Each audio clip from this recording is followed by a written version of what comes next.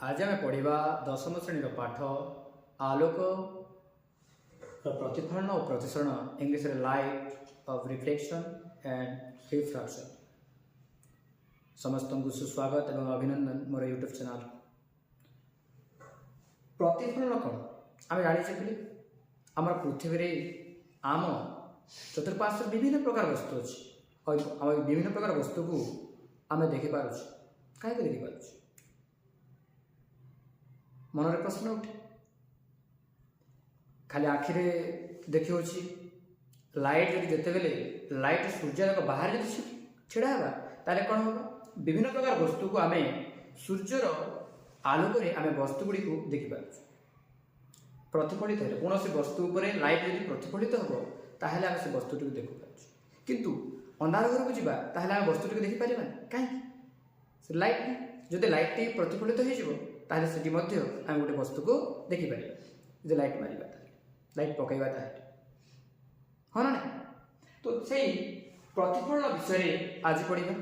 तो प्रतिफलन कौन आलोक किरण कौन सी पृष्ठतल में पड़ी पुणी से माध्यम को फेरी आसिके ताको प्रतिफलन बोली कहा जाए लाइट रिफ्लेक्शन बोली कहा जाए।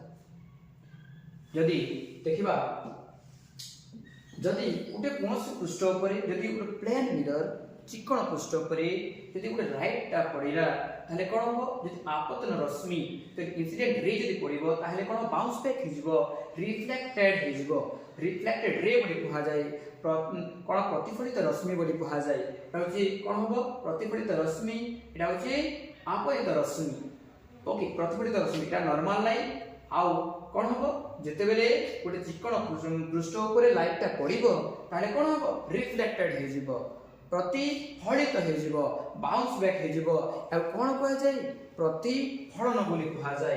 किंतु आम देखा से प्रतिफलन फलन किंतु आलोक सरलगे गतिपथ को आलोक रश्मि रे ऑफ लाइट द्वारा सूचित करा जाए। जदि मु छिड़ा हेछि ताहले मोर लाइट टी मो ऊपर पडुची आ मो पछपटे कोन हो प्रतिबिंब सृष्टि हो। जदि कौन सी अस्वच्छ वस्तु उपर जदि लाइटा पड़ा ताहले तार पछपटे कोन सृष्टि होछि प्रतिबिंब सृष्टि होछि ता कहा को बुझुछि ताहा बुझुछि आलोक सरलक्ष्य गति पथ को बुझाउछि रे ऑफ लाइट कहा जाउछि एक सरलेखा रे गति करे बोली हमको बुझाउछि। किंतु विकिरण कौन डिफ्रैक्शन ऑफ लाइट जदि गोटे अति क्षुद्र अस्वच्छ वस्तु आलोक गतिपथ रही जाए तेज सरलेखा रे गति करुवा आलोक से अति क्षुद्र वस्तु पाखे बांकी जाए। जदि गोटे लाइटा पड़ो ताहले लाइट यदि पास होगा समय यदि अस्वच्छ वस्तु क्षुद्र अस्वच्छ वस्तु जदि रही जाए से अस्वच्छ क्षुद्र वस्तु पाखे बांकी जाए कौन कह जाए डिफ्रैक्शन बोली कहा जाए विकिरण बोली कहा जाए। और ये विकिरण घटनाटी आलोकर ए सरल गति को बुझाई पारला नहीं आउ ताकू वेव बोली कल्पना करागला। किंतु विंश शताब्दीर आरंभ में पदार्थ और आलोक मध्य पारस्परिक घटना इंटरेक्शन है जे आलोक केवल वेव नुह तरंग नुह अनेक क्षेत्र में कणिका मध्य किंतु मनरे प्रश्न उठे आलोक गोटे कणिका ना तरंग। किंतु परवर्ती समय बहुत वर्ष धरी विवाद सृष्टि है क्वांटम थ्योरी आसला और क्वांटम थ्योरी आसला कणिका वो कौन लाइट गोटे पार्टिकल बोली प्रूव है तापर कौन कहला गोटे light T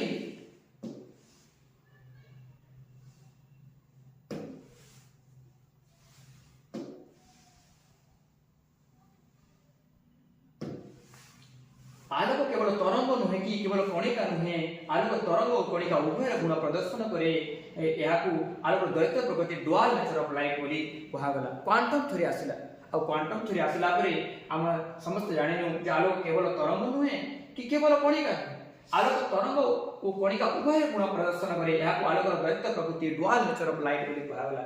energy exchange particles spreading of bending wave reflection refraction light जदि गोटे ऑप्टिकल मीडियम जदि होगला जदि गोटे कौन हो ऑप्टिकल मीडियम कहले गोटे ग्लास मध्य जदि गोटे वस्तुटे रहिला बेले मध्य आम गोटे वस्तुटी आम देखि पारुछि रिफ्रैक्शन। आउ नेक्स्ट देख पारिबा कौन ପ୍ରତିଫଳନର ନିୟମ ଲଜ୍ ଅଫ୍ ରିଫ୍ଲେକ୍ସନ୍ କ'ଣ?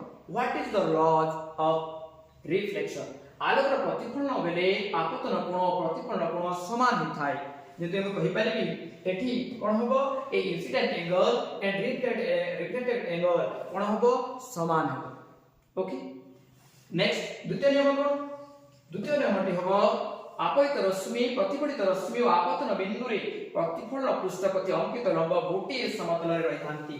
ମାନେ କ'ଣ ହେବ ଯଦି ଆପତିତ ରଶ୍ମି ଆଉ ପ୍ରତିଫଳିତ ରଶ୍ମି ଆଉ ଆପତନ ଏ ବିନ୍ଦୁ ଏ ଅବିଳମ୍ବ ସହିତ ସମସ୍ତେ କ'ଣ ହେବେ ଗୋଟେ ପ୍ଲେନରେ ରହିବେ, ଗୋଟେ ସମତଳରେ ରହିବେ। ଦ୍ୱିତୀୟ ନିୟମ। ପ୍ରଥମ ନିୟମ କ'ଣ ଥିଲା? ଆଲୋକର ପ୍ରତିଫଳନ ବେଳେ ଆପତନ କୋଣ ଏ ଇନସିଡେଣ୍ଟ एंगल ଆଉ এটা হচ্ছে রিফ্লেক্টেড एंगल কোণ হবে সমান হবে।